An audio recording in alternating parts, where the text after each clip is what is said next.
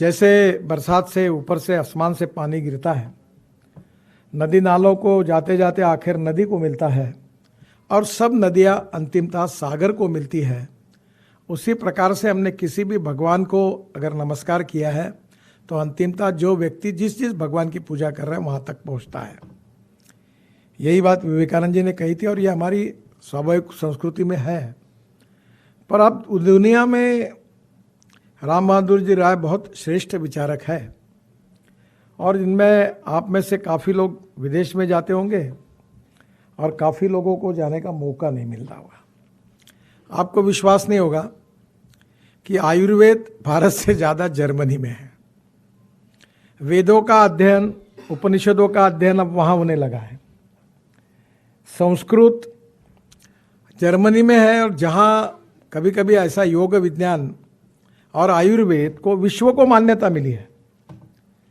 अगर आज मेरे पास आंकड़ा नहीं है, पर योग विज्ञान, योगासन करने वाले लोगों की संख्या अगर किसी भी प्रकार से वर्ल्ड में निकालेंगे तो सबसे ज़्यादा संख्या अगर वर्ल्ड में कोई पैथी, कोई विज्ञान का अनुकरण करती है तो वो योग विज्ञान है जिसका अनुकरण दुनिया कर रही है।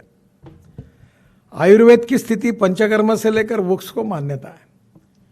जो भारतीय संस्कृति, इतिहास और विरासत से जो सभ्यता और संस्कृति मिली वो तो है ही, पर उसके साथ साथ इसको जो विश्व की मान्यता मिली है। जब मैं ऋषिकेश में था, अनेक आश्रमों में गया, बड़े प्रमाण पर विदेशों से लोग आकर वहाँ बसे हैं, वहाँ आ रहे हैं।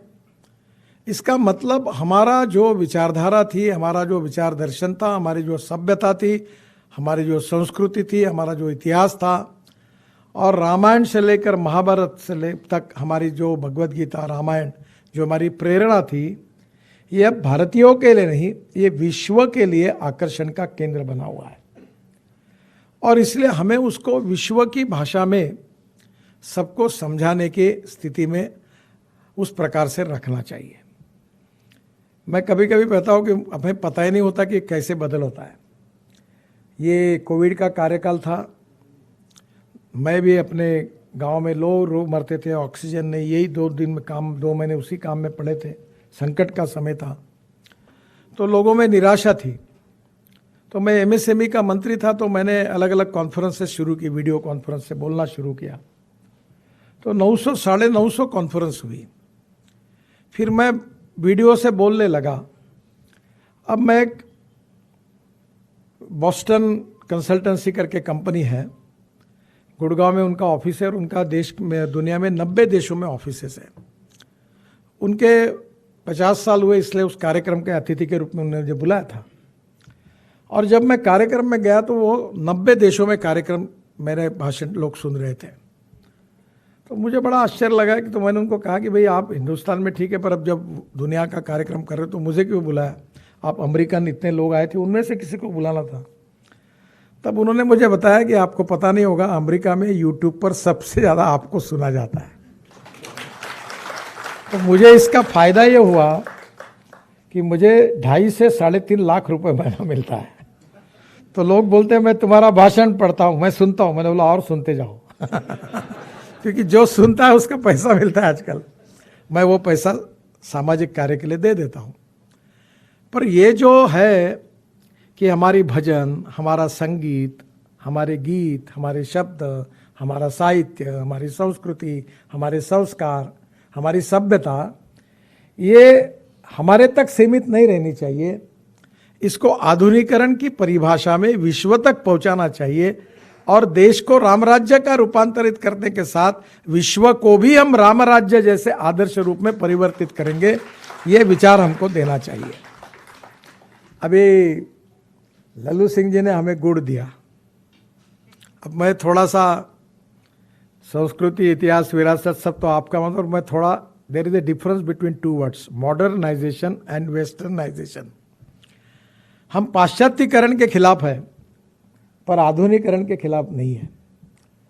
अब मैंने बुलाई गाड़ी लल्लू जी आपको दिखाने के लिए। वो गाड़ी पे बैठकर मैं आपको और राम बहादुर राय जी को लेकर घर जाऊंगा और फिर छोड़ दूंगा। वो गाड़ी है हाइड्रोजन पर चलने वाली। अब ये गुड़ हो गया आउटडेटेड। अब मैं 3 चीनी मिलें चलाता हूँ, 15 लाख टन मेरा गन्ने का उत्पादन होता है। अब गन्ने से गुड़ निकालना ज़्यादा फायदे का नहीं रहा है। अगर रामराज्य लाना है और अयोध्या को सुखी समृद्ध और संपन्न करना है तो गन्ने के जूस से डायरेक्ट इथेनॉल बनाना में आगे हमारा भविष्य है। और मैं ट्रांसपोर्ट मंत्री हूँ, मैं अथॉरिटी हूँ।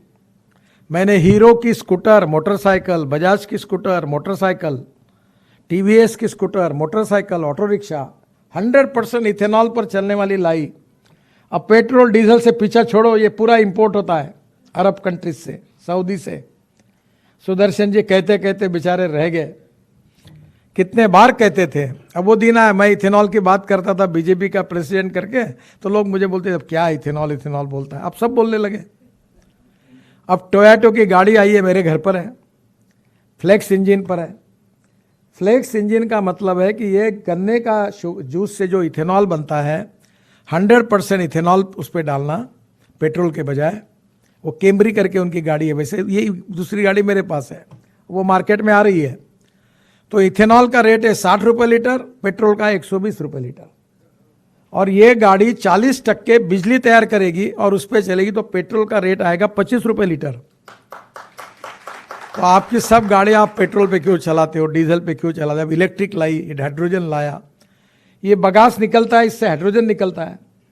पानी से हाइड्रोजन ऑक्सीजन अलग किया, हाइड्रोजन तैयार, उस पर गाड़ी चल रही है। 16 लाख करोड़ देश के बाहर जा रहे हैं। कैसा देश धनवान बनेगा, आत्मनिर्भर भारत कैसे बनेगा। प्रदूषण कितना हो रहा है। और प्रदूषण से मुक्ति देने के लिए अब किसानों को समृद्ध संपन्न बनाने के लिए अब गुड़ नहीं, इथेनॉल का ब्रांड अपने को अयोध्या में अपनाना होगा। अब जो मैंने एक बार, मैं ट्रांसपोर्ट का मंत्री हूँ, स्टेट कॉर्पोरेशन के कॉर्पोरेशन भी मेरे पास है, तो मैं मजाक में मंत्रियों को पूछता हूँ कि एक बताओ यार, तुम्हारे गाड़ी में हॉर्न छोड़कर सब कुछ बचता है ना। तो मैं योगी जी को अभी मैंने कहा कि पूरी इलेक्ट्रिक एयर कंडीशन बसेस, कोई पैसे की जरूरत नहीं, उत्तर प्रदेश में मैं मॉडल बना देता हूँ और सब गरीबों को एयर कंडीशन बसेस में घुमाओ और 30% रेट कम कर दो। ये संभव, इलेक्ट्रिक भी बसेस आ गई, अब हाइड्रोजन पे आई। तो अयोध्या को समृद्ध संपन्न बनाना है तो टेक्नोलॉजी का उपयोग करना पड़ेगा। इतिहास, संस्कृति, विरासत, सभ्यता इसमें बदल नहीं है। मूल्याधिष्ठित जीवन पद्धति, परिवार पद्धति, संस्कार इसमें बदल नहीं है। ध्यान, धारणा, अध्यात्म इसमें बदल नहीं है। पर विज्ञान का उपयोग करके सस्टेनेबल डेवलपमेंट भी कैसे हो, तो वो तो शुरू होने का। उसके पहले मुझे मुख्यमंत्री ने कहा कि हमारे यहाँ आने वाले तीर्थाटन करने वाले लोगों की संख्या दुगनी हो गई क्योंकि रोड अच्छा हुआ। अब ये जो तीर्थाटन करने वाले लोग आएंगे, इसका सबसे बड़ा फायदा किसको होगा। पर्यटन में और तीर्थाटन में जो लोग आते हैं उसमें 49% कैपिटल इन्वेस्टमेंट रोजगार निर्माण करने के लिए खर्चा होती है।